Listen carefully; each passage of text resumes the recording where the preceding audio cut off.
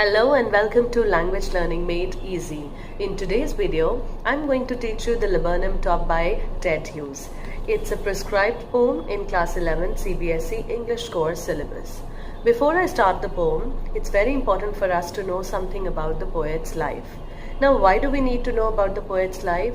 See, when somebody is writing something, you must know the context of the poem. You must know the context or the background from where that person belongs.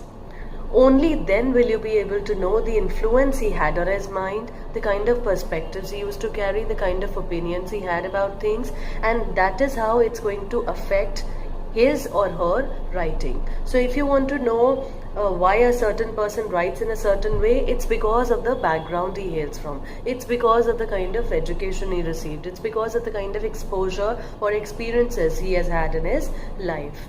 So that is why we must know about the poet. Without further ado, let's take a look. It's written by Edward J. Hughes, who is also known as Ted Hughes. He was an English poet, translator, and children's writer. He is also regarded as one of the best authors and poets of the 20th century. Furthermore, he was born on 17th August 1930 in Mythermore, UK. He died in October 1988 UK. He was married to Sylvia Plath as well as Carol Orchard. Obviously the former died and then he got himself hitched to Carol Orchard and he lived with her till the end of his life. He was blessed with 3 children, Frida Hughes, Nicholas Hughes and Shura Hughes. This is it about his life. Now let's start with the poem.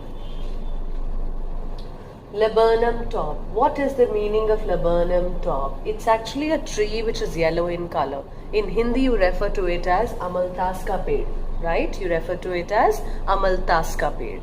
Now let's understand why do we need to read about laburnum top and what is it that is so interesting about this tree. The laburnum top is silent, quite still in the afternoon yellow September sunlight. A few leaves yellowing, all its seeds fallen. Children, it's very important for us to know each and everything about the poem, and the poem starts with the laburnum top being silent. That means the laburnum tree seems to be in absolute serenity. It's completely quiet. Everything around it is absolutely still, motionless and inactive. Also, it's the afternoon time. Also, we get to see that it's September. That means the autumn season is on. And when there is autumn season, we get to see that the leaves start turning yellow. They are green in color, but they start turning yellow. That means it's a season of decay and degeneration. It's that period of one's life also wherein we start to lose our energy and we tend to dissipate slowly and eventually. So what has happened is that all the seeds seem to have fallen. Not seeds literally. The seeds here means the fruits which are, which were on it. They have started to fall down, and you will see a few leaves which have also shed themselves up, and they can be seen all over. So all in all, everything about the tree, everything about the place where this tree is situated is quiet, and it seems as if the entire ambience is yellow in color. Right? Why is it yellow in color? Because the yellow is the color of the tree. Yellow is the color of the bird that you're going to talk about in the subsequent stanzas of the poem. Yellow is also the September afternoon, and yellow is also the color of the season autumn. Let's move on. Till the goldfinch comes with a twitching chirrup, a suddenness, a startlement at a branch end.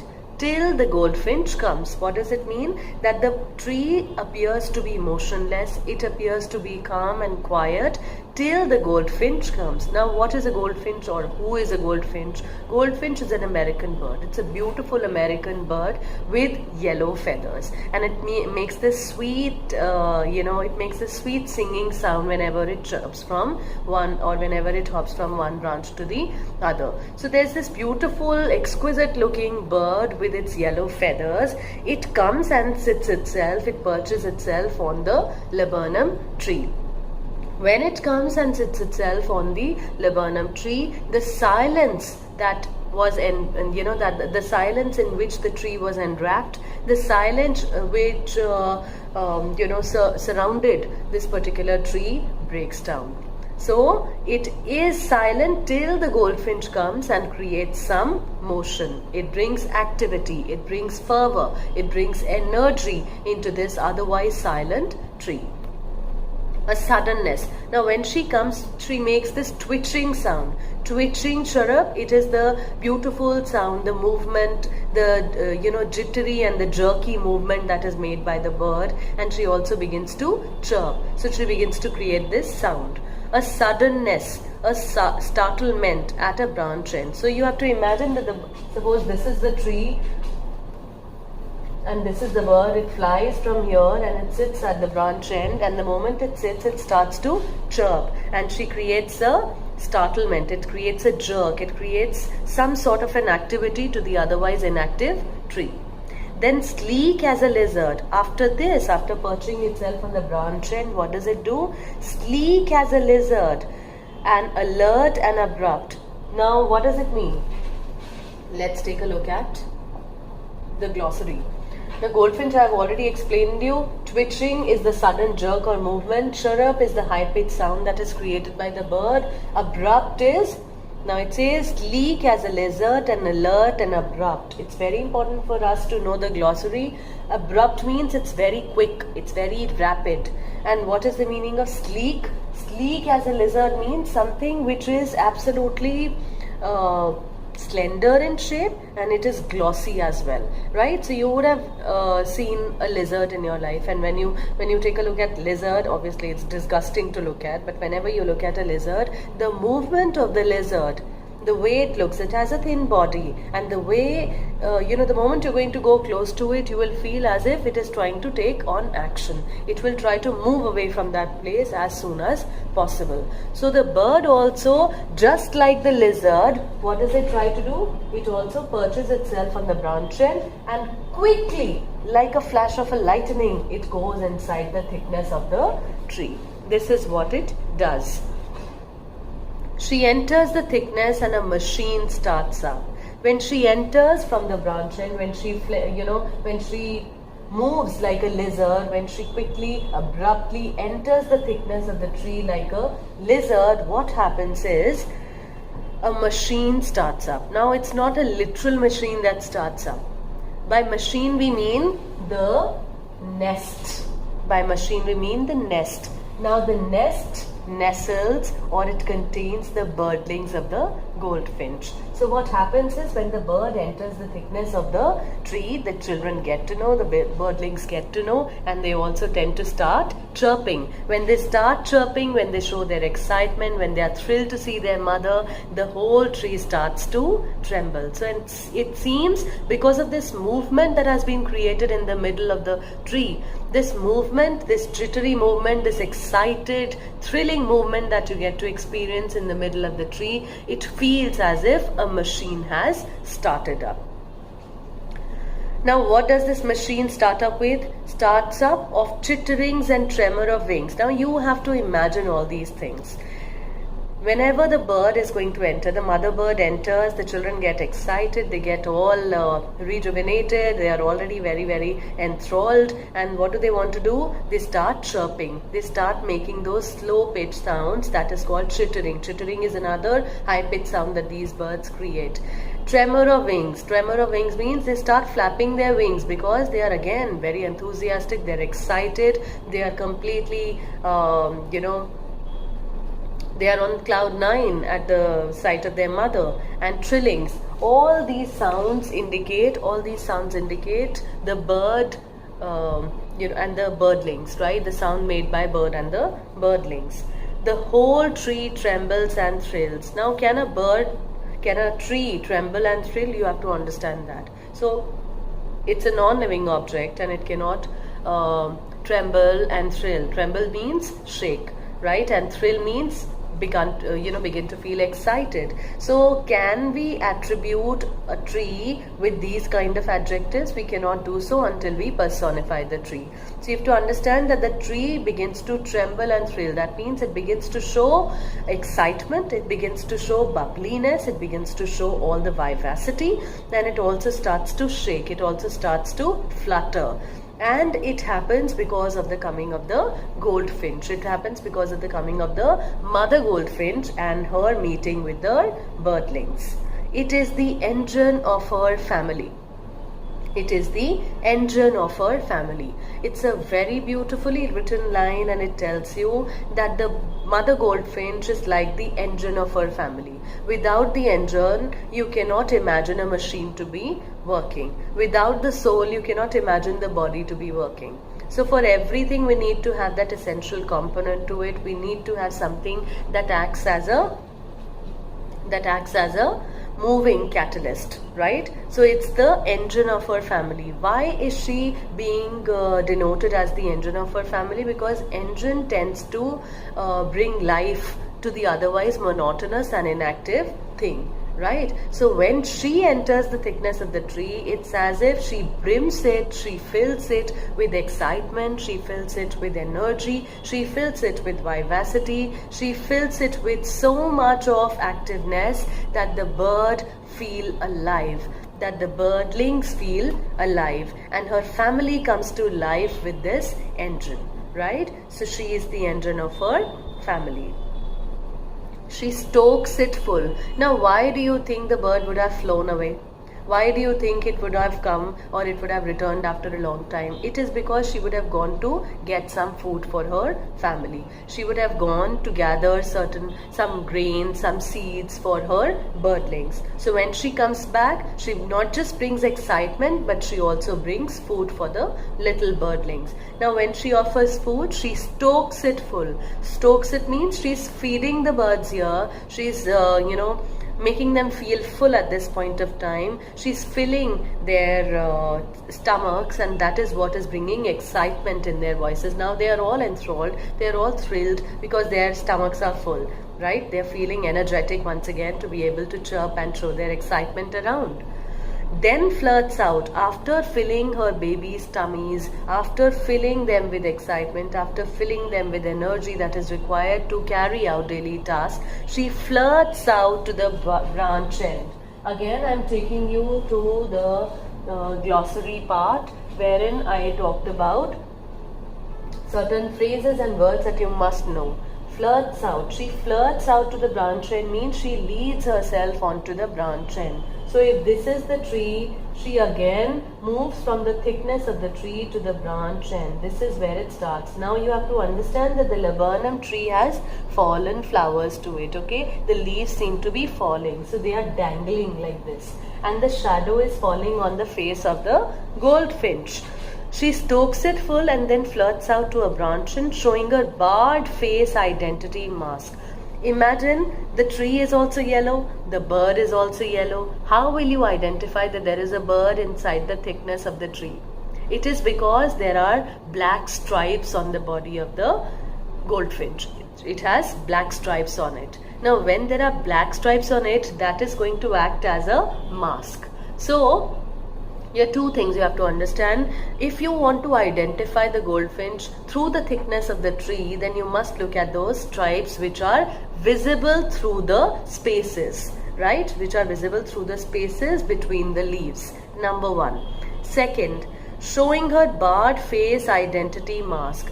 The shadow of the leaves is falling on the bird's face, and it seems as if there are bars on her face. It seems as if there are bars on her face. So the quality of the subject has been shifted to the object here. It seems as if she is wearing a mask. But what is it? What is the quality here? The quality of these bars is actually that of the leaves. It is actually that of the flowers of the tree, right? But it is being shifted to the bird over here, and it seems as if she is wearing a mask.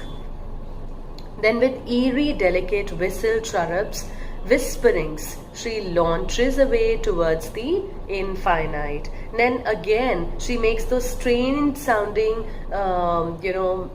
strange sounds that the birds make. She makes that kind of a sound, and very, very delicately she chirps and she whispers and she takes a flight again to the infinite. Here infinite means sky. She again flies back to the sky from where she had come and given back life to her home.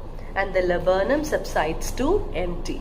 Now you need to understand what happens is that when what happens to our body. Let's draw an analogy here. What happens to our body when the soul goes away from it, when the soul comes out of it? It becomes inactive, it becomes lax, we die, right? So it's like the laburnum tree is like the body, and goldfinch is like the engine or the soul of this particular body. Without the goldfinch, the laburnum tree is supposed to be absolutely monotonous. It is lacking in vitality. It will always be quiet and serene. There will be no life to it, there will be no activity to it, and it will be absolutely serene and calm. Right? So when the bird comes, she brings in life, and when the bird goes, it takes away all it got here with. Now let's take a look at some of the important words. Goldfinch. It's a small, sweet sounding bird with yellow feathers. Twitching, chirrup, all these are sudden jerky movements, and chirrup is high pitched sound. Abrupt means quick, rapid. Startlement means suddenness. There is something that has happened all of a sudden. Tremor of wings. So it's the vibration that is caused by the flapping of wings. Tremble is to shake, flirts out is lead on to, stokes is to add fuel to engine. So stoke is when you've filled the babies, when you've fed the babies, they're already filled in, and it's like you've added fuel to the engine. Eerie is, I've already explained you, weird and strange. Now, before I tell you about the poetic devices, it's also important for us to know a few more things. What is the relationship of the laburnum tree and the goldfinch? Apart from being inextricably entwined, apart from being, they are like hand and gloves with each other, right? They are inextricable. You cannot divorce them, right? So you need to understand that their relationship is a repaying relationship. Why do we call it a repaying relationship? Because without the goldfinch bird, laburnum tree is nothing but just a tree. And without the tree, the goldfinch cannot find its identity. It's like she identifies herself with the tree because it is the tree that perches it, that nestles its birdlings, that is acting like a home or an accommodation to its own family. And that is why both of them are inextricable. They cannot be separated from each other. Now we also need to understand the significance of the color yellow. Yellow color has been used for the sunlight, it's been used for September afternoon, and we also use it for the bird and the tree. Now why yellow color in particular? Now tree is yellow, it's silent and almost death-like. Why do we call it death-like? Because there is no activity going on. It's absolutely quiet, right? Yellow symbolizes death, decay and degeneration. We have already seen that it's a September afternoon, it's an autumn season, and whenever we are talking about an autumn season, then we're talking about a time when everything is falling apart, when we know that it's time for them to revive or rejuvenate once again. So it is that season of the month. Even if we talk about our own lives, when we reach the autumn of our lives, we have already begun to lose our strength. We have already begun to lose our energy and vitality, right? And eventually we see that we are reviving ourselves up. So here also the same thing is happening. September month, laburnum tree seems to be losing out on its flowers, on its seeds, on its fruits. Everything is on the verge of degeneration, and that is why the color yellow is important.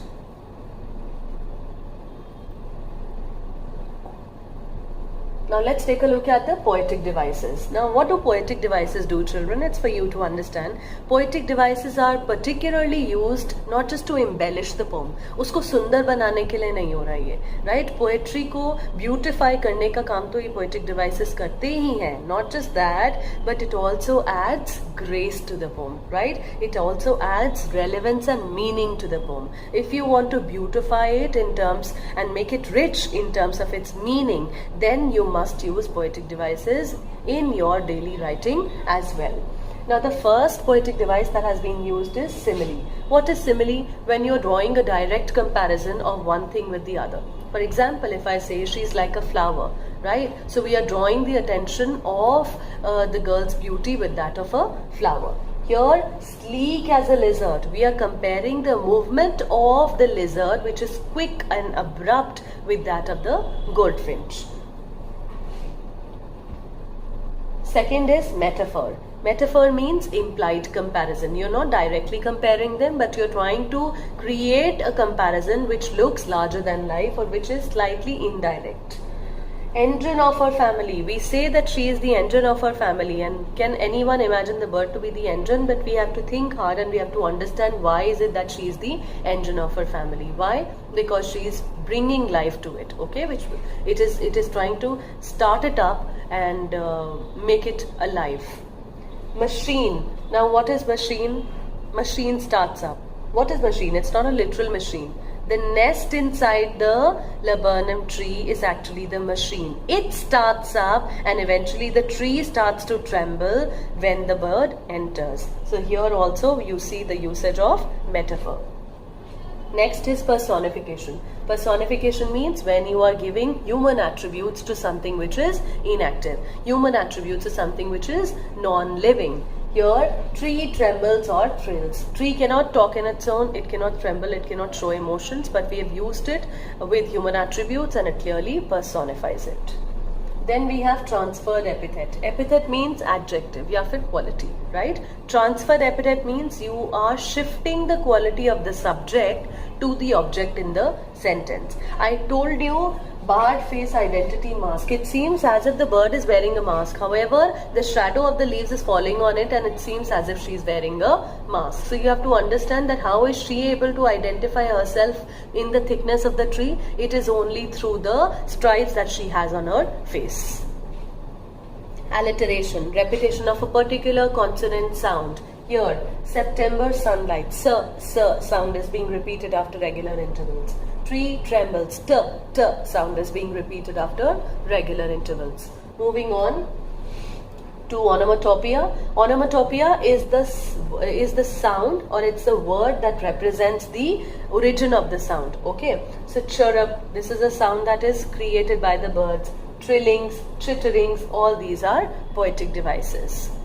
So children, with this we come to the end of the poem. I hope I made sense to you. If you want to know anything more about the poem, if you have any doubts whatsoever, or if you have any questions to ask, don't forget to answer them. Don't forget to ask me in the comment section. And that's it. Thank you so much. Don't forget to subscribe to the channel for more such updates. Bye-bye.